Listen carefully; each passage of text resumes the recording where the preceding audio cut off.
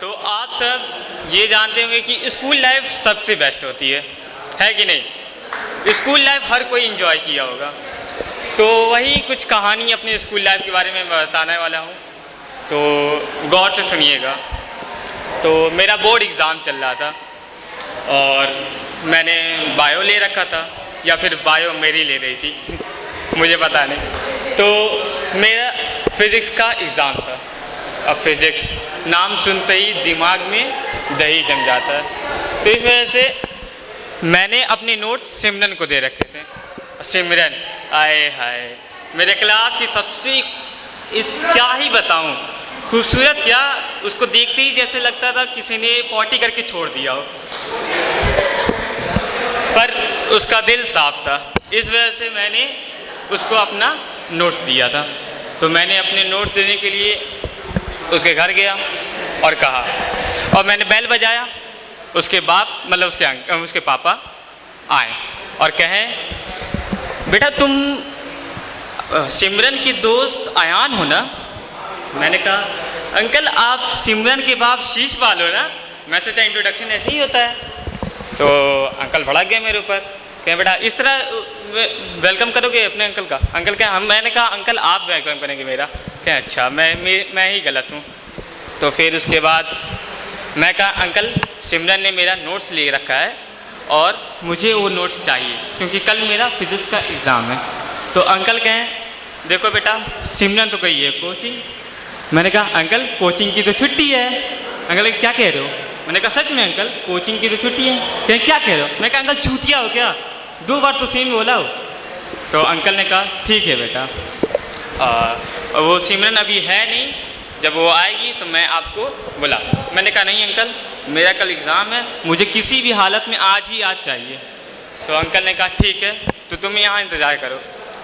फिर कुछ देर बाद सिमरन आई और ये परी अभी भी उड़ रही है, सोच रही है कि पापा कुछ पता नहीं है, और आते ही कह रही है मम्मी मेरे लिए कॉफ़ी बना देना और मैं डायरेक्ट मतलब मैं पढ़ने जा रही हूँ और कोई भी मुझे डिस्टर्ब ना करे। इतने में पापा आवाज़ दिए, क्या बेटा इधर आओ। कह रही पापा मैंने कहा ना मुझे पढ़ने दीजिए। कह रहे इधर आ। फिर उसके बाद उसके पापा बुलाएं उसको और कहें, बेटा तुम कहाँ गई थी?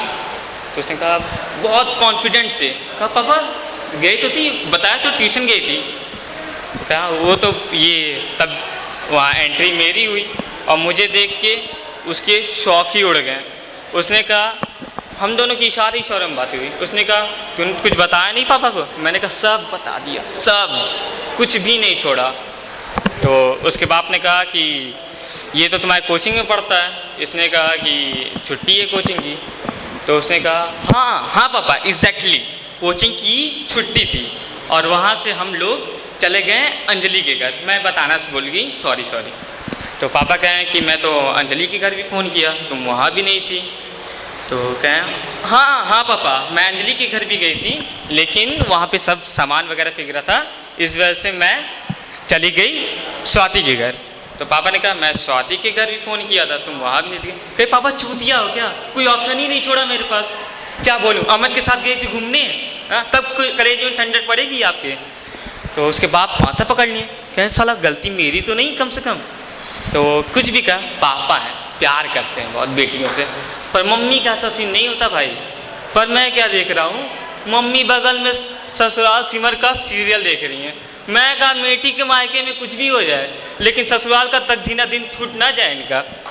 और इतना सब कुछ होने के बाद कुछ देर बाद सीरियल ख़त्म हुआ, मम्मी आई, उसका बाल पकड़ के ले गई कमरे में।